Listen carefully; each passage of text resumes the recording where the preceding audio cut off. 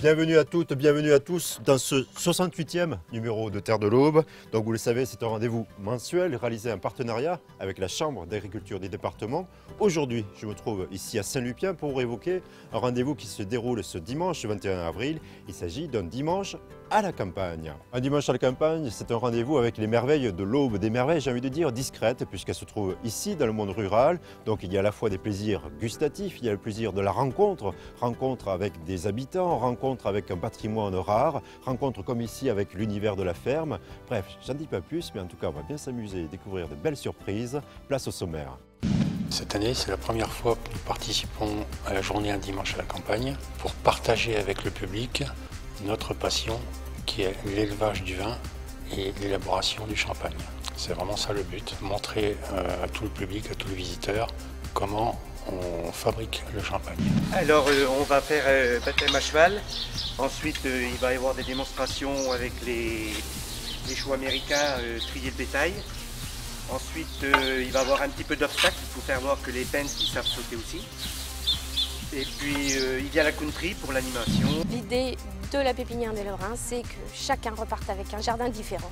La biodiversité et la différenciation avant tout. C'est avant tout un superbe travail d'équipe et puis une certaine émulation et puis beaucoup de joie aussi à imaginer que les gens vont venir découvrir notre endroit. Comme on est le premier bâtiment de ce type sur le département, on répond tous les jours à énormément de questions. Le mieux, c'est de participer un dimanche à la campagne. En même temps, les gens pourront voir qu'est-ce que c'est qu'un élevage de poules pondeuses en plein air. Le dimanche à la campagne, il faut le savoir, est organisé par le Comice agricole de l'Aube, entre autres, à mes côtés son président, Dany Dubuisson. Est-ce qu'on peut rappeler peut-être depuis quand existe le dimanche à la campagne, ici dans le département, et surtout, quel est le principe de ce rendez-vous? Le dimanche à la campagne existe depuis 1996, donc aujourd'hui, dans 15 jours, nous allons fêter le 17e anniversaire. Bel anniversaire. Oui. Pour quelle intention de départ finalement? L'intention du départ, c'était d'amener les citadins chez les ruraux, et faire connaître un petit peu toute la diversité de l'agriculture auboise.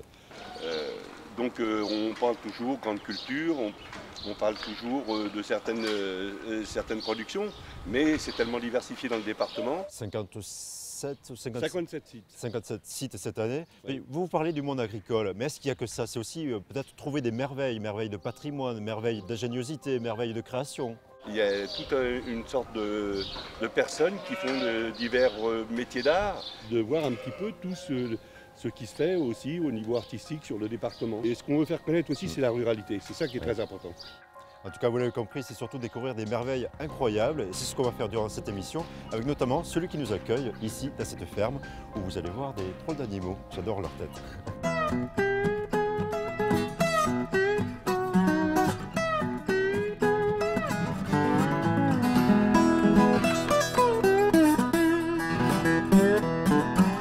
Vincent Simonet, c'est vous qui nous accueillez. On se trouve aussi chez vous.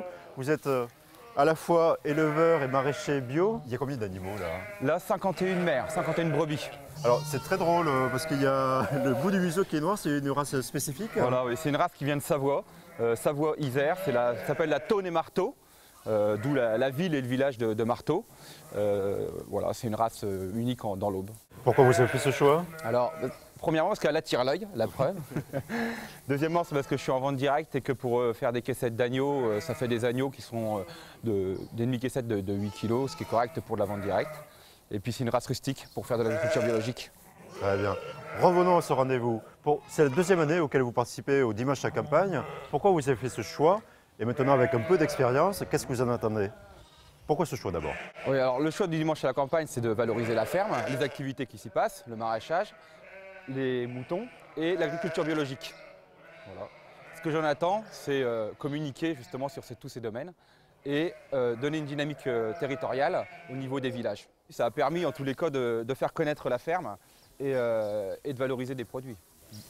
Alors, qu'est-ce que vous allez proposer cette année alors que les animaux passent devant nous? Ils n'ont pas peur là? Non, ils n'ont pas peur du tout. Alors, qu'est-ce que vous allez... Ils n'ont pas peur du tout, effectivement. Lui, il a envie de téter, je crois. Ouais. C'est un biberon. Alors, qu'est-ce que vous allez proposer comme animation ici sur la ferme? Alors, la première animation, c'est découvrir des activités en fait, qui peuvent s'y trouver sur la ferme, avec des échanges. La deuxième activité, c'est une restauration sur place qui va permettre aux gens de goûter aux produits de la ferme, hein, c'est-à-dire agneaux et puis légumes d'ici. Et ensuite, on fera un désherbage mécanique pour montrer qu'en agriculture biologique, on peut désherber autrement avec d'autres outils. Et donc je propose justement de voir d'autres animations ici dans le département. Ça va être un peu le cas dans chacun des sujets de cette émission. Jérôme Cotias, lui c'est du Champagne et c'est la première fois qu'il participe à ce rendez-vous du dimanche à la campagne du côté de Merville. Alors pourquoi et surtout de quelle manière? Eh bien réponse grâce au reportage suivant. Jérôme Cotias baigne dans le Champagne depuis son enfance. Reprendre l'affaire familiale était pour lui une évidence. Pour ce viticulteur au bois, ouvrir sa cave aux visiteurs est toujours un réel plaisir. Cette année, c'est la première fois que nous participons à la journée Un dimanche à la campagne pour partager avec le public notre passion qui est l'élevage du vin et l'élaboration du champagne. C'est vraiment ça le but, montrer à tout le public, à tous les visiteurs, comment on fabrique le champagne. Tout le process de fabrication, depuis la récolte du raisin jusqu'à la bouteille terminée, en passant par le pressurage, la vinification et la champagnisation. Ce sont les routes du Champagne qui ont donné le déclic à ce passionné des vignes de se lancer dans l'aventure Un dimanche à la campagne. Jérôme et sa femme espèrent vivre une expérience aussi forte et inculquer le respect de la fabrication des produits et des traditions. On a fait la route du Champagne, ça a très bien marché. On a été super contents. Donc là, on espère avoir autant de monde qu'à la route du Champagne. Puis surtout accueillir les gens.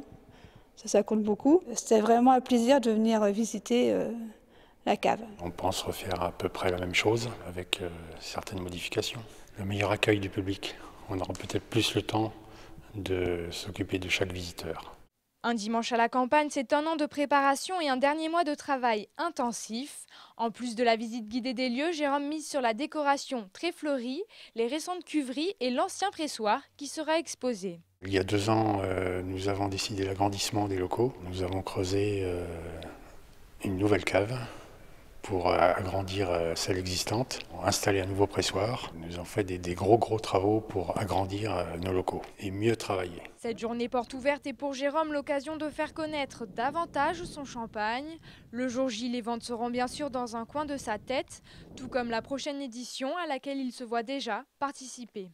Voilà justement un exemple de mise en bouche gustatif pour le dimanche à la campagne, c'est plutôt pas mal avec du champagne, à consommer avec modération. Et à présent, avec nos autres invités, on va s'intéresser peut-être à l'importance de ce rendez-vous du dimanche à la campagne, le 21 avril, n'oubliez pas.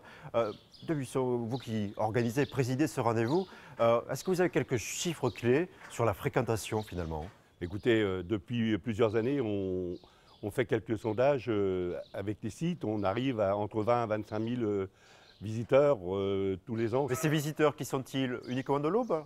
Tous les gens qui peuvent venir des départements voisins sont les bienvenus, bien entendu. Mais je pense que les Aubois une majorité d'Aubois ont encore intérêt à venir voir toutes les richesses qu'il y a dans notre département, même au niveau culturel. Des richesses et des surprises, c'est justement ce que propose le dimanche à la campagne. Alors il existe une autre association qui s'appelle Terre et Vigne, elle est très récente. Éric Petit, vous la représentez aujourd'hui. Avant de poser des questions en lien avec les dimanches à la campagne, Terre et Vigne, quel est l'objectif? Alors Terre et Vigne existe depuis 1 an.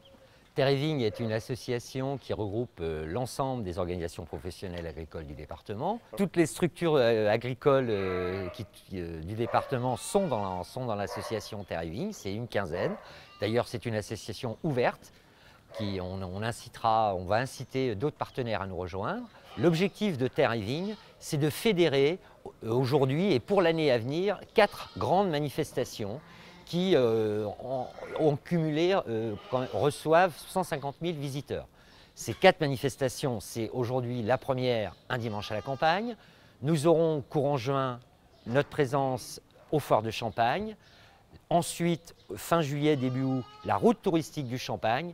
Et enfin, la fête de l'agriculture des jeunes agriculteurs. Ces 4 manifestations ont leur originalité, ont leur spécificité, mais le trait commun, c'est de communiquer vis-à-vis du grand public sur le savoir-faire, sur la force économique, sur l'innovation, sur le goût d'entreprendre et puis également sur le volet développement des territoires auxquels l'ensemble de la profession agricole est très attaché. On sait que sur des domaines, entre autres comme la communication, On doit tous travailler ensemble. C'est la force de l'agriculture auboise de savoir travailler ensemble. Vous l'avez compris, l'Aube est pleine de surprises et je vous propose de voir à présent d'autres animations ici dans le département, exactement à Montmartin-le-Haut avec Verpi Joël. C'est un éleveur de chevaux et c'est surtout un passionné d'ambiance américaine. J'en dis pas plus, il va nous parler de sa passion.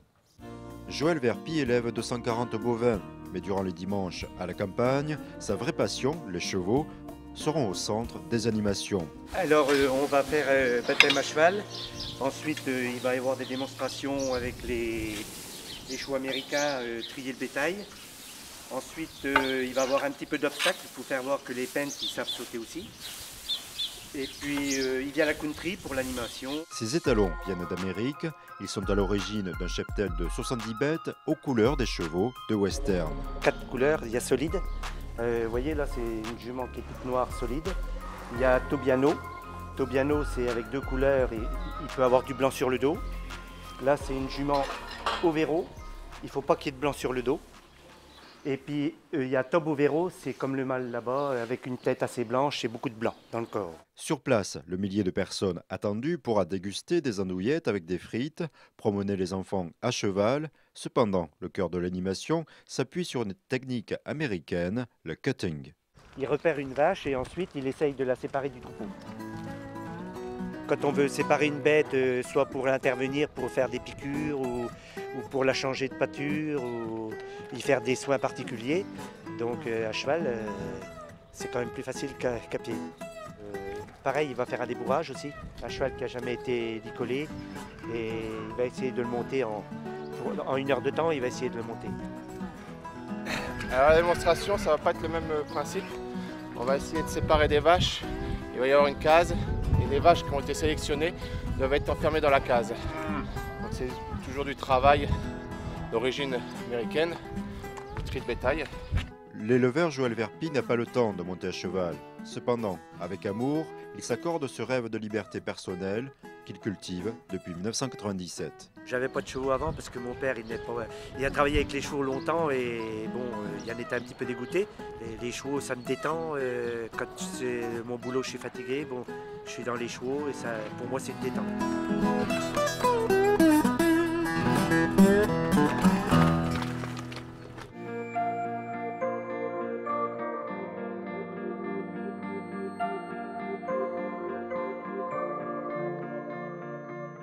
Donc là, on se trouve dans le lieu de maraîchage, c'est le lieu de vente. Vous avez préparé une belle présentation. Qu'est-ce que vous vendez exactement? Oui, donc bon, voilà, c'est un simple exemple de ce que je peux vendre. Hein. Autant de l'oignon, échalote, ail, et comme d'autres légumes qui peuvent être vendus, hein, comme de la carotte, de la pomme de terre. Et ensuite, on a aussi des produits transformés, comme par exemple du coulis de tomate. Voilà. Dany Dubuisson, pour continuer, il existe ce programme, le dimanche à la campagne, avec, je rappelle, 57 sites, 250 participants. Où est-ce qu'on peut se procurer cette brochure et toutes ces informations? Déjà, vous dire qu'on en a tiré 75 000 exemplaires.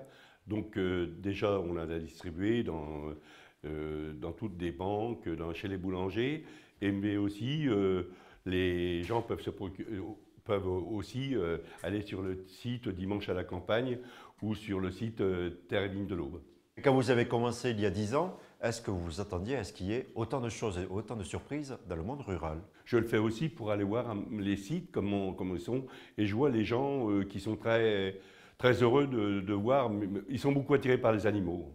Il y a des surprises sur tous les sites.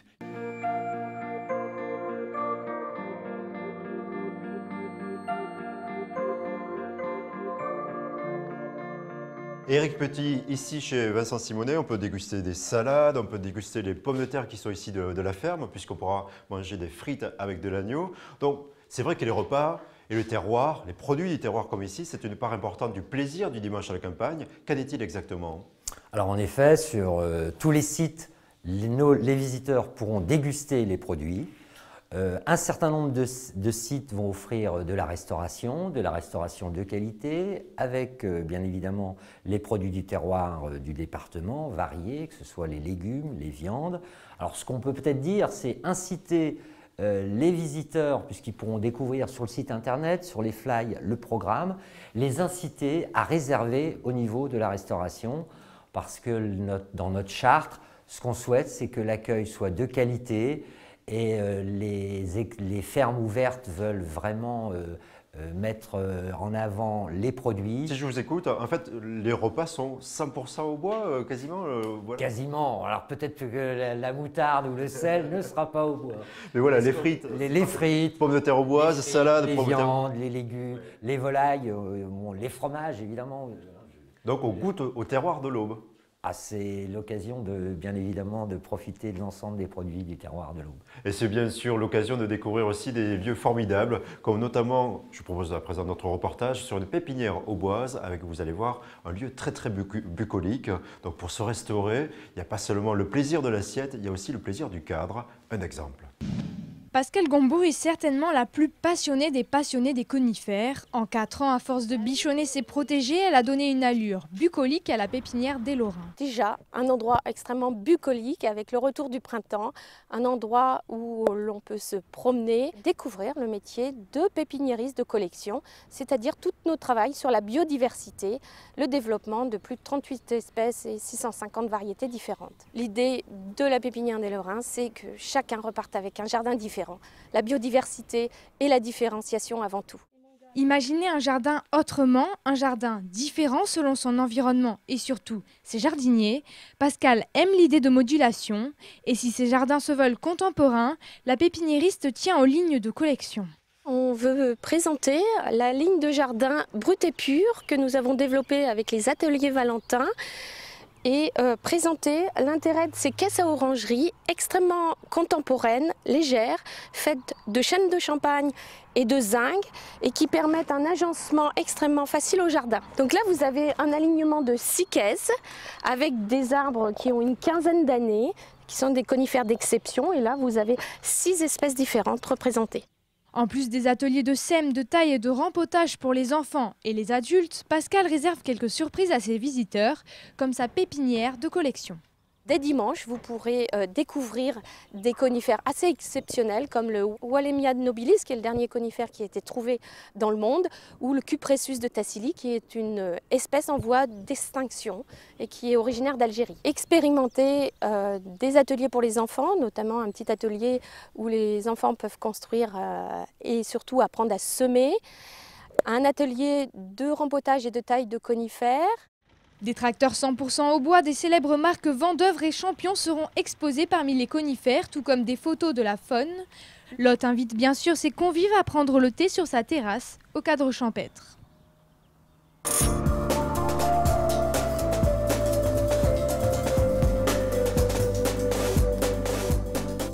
Vincent Simonet, nous venons de voir l'exemple d'un site qui s'apprête à accueillir le public, très nombreux, entre 20 et 25 000. Ce n'est pas votre premier métier. Vous avez pris combien de temps pour préparer ce rendez-vous? Alors on peut dire que cette année, ça a pris 1 an. Plutôt d'un point de vue opérationnel, ça demande réellement 15 jours de temps de travail. Et ça vous prend du temps, de l'énergie.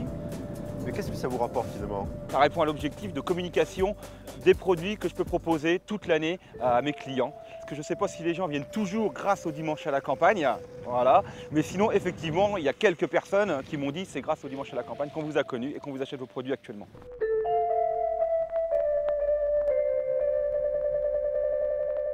Dany Dubuisson, je rappelle que vous êtes président du Comice agricole, l'un des organisateurs, coordinateurs de ce rendez-vous du dimanche à campagne du 21 avril.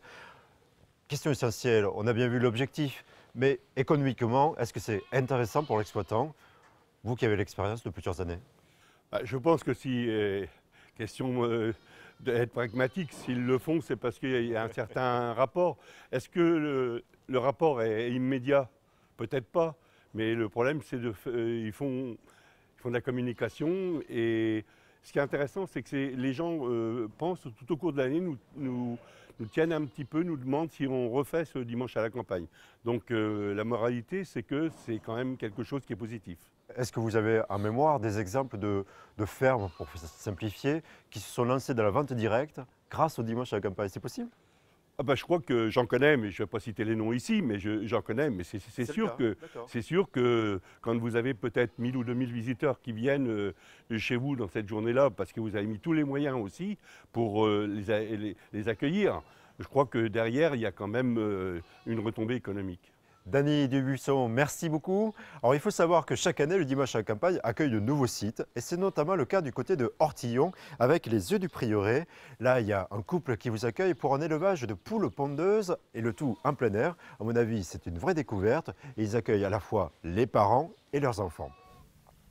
Du côté du poulailler d'Ortillon, il faut se lever tôt, très tôt même, pour s'occuper des 16 500 poules pondeuses.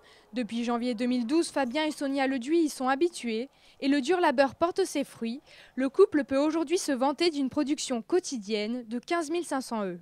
Les poules commencent leur journée à 5 h le matin. La lumière du bâtiment s'allume et à 5 h 30, elles ont une première distribution d'aliments. Le bâtiment est éclairé très fort pour leur permettre de trouver les pondoirs dans lesquels elles vont aller pondre. Les pondoirs ne sont pas, eux, éclairés. Une poule, ça pond au sombre, donc le bâtiment est éclairé très fort. Les poules vont dans le pondoir. Vers 9 h, 9 h 30, la ponte est quasiment terminée. Fabien a choisi l'élevage en plein air. Enfermé dans un immense poulailler de 2200 mètres carrés, l'élevage des Leduy s'offre un bain de soleil tous les jours entre midi et 21 h sur les 7 hectares de parcelles clôturées.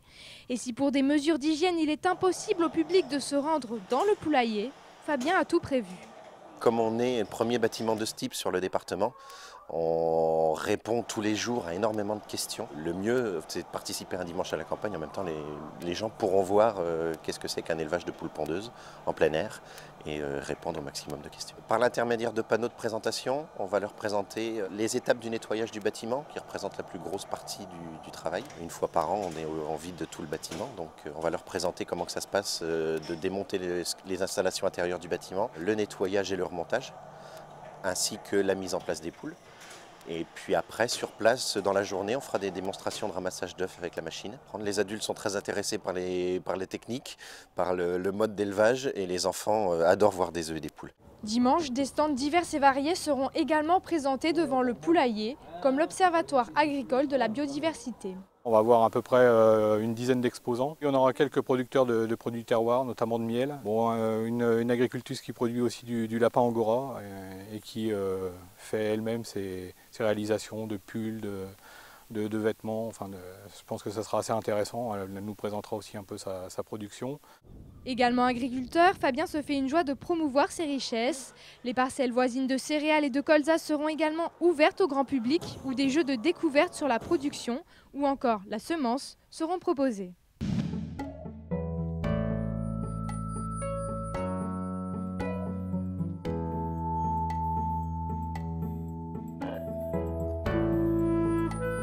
Éric Petit, là on se trouve au sein des serres de la pépinière de Vincent Simonet. Est-ce que ça fait partie justement des découvertes finalement? Est-ce que les Aubois aujourd'hui peuvent être encore surpris avec cette 17e édition du Dimanche à la campagne? Je pense les Aubois vont parcourir le département et comme avec ce dimanche ils auront le temps, ils pourront revoir et apprécier les paysages aubois qui sont variés, le patrimoine culturel, le patrimoine immobilier, il y a énormément de variantes dans notre département et puis puisqu'on associe un certain nombre d'artisans, d'artistes qui seront présents sur les sites, ils pourront découvrir l'ensemble de l'activité culturelle, économique du département, en particulier en ruralité. Donc c'est vraiment prendre le temps de découvrir, vous l'avez compris, découvrir de belles choses, ça prend du temps effectivement.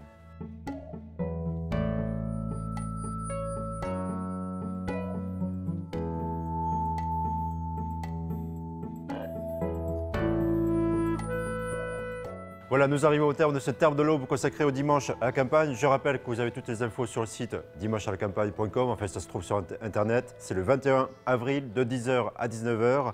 Merci à nos invités. Éric Petit, merci. Vincent Simonet, merci pour l'accueil. Et on part justement avec du jus de pomme. Hein. Et une dernière question, Dany Dubuisson. Qu'est-ce que vous espérez pour cette nouvelle édition 2013 ? Ce qu'on espère, c'est toujours avoir une affluence record, quitte à battre les records des années passées, mais bonne ambiance et que surtout qu'il y ait un bon accueil aussi sur les sites. C'est ça, j'insiste là-dessus, qu'il y ait un bon accueil sur les sites. En tout cas, c'est l'accueil qu'on a eu ici. Merci à vous, merci à nos invités. Merci, on trinque, hein, vous voyez.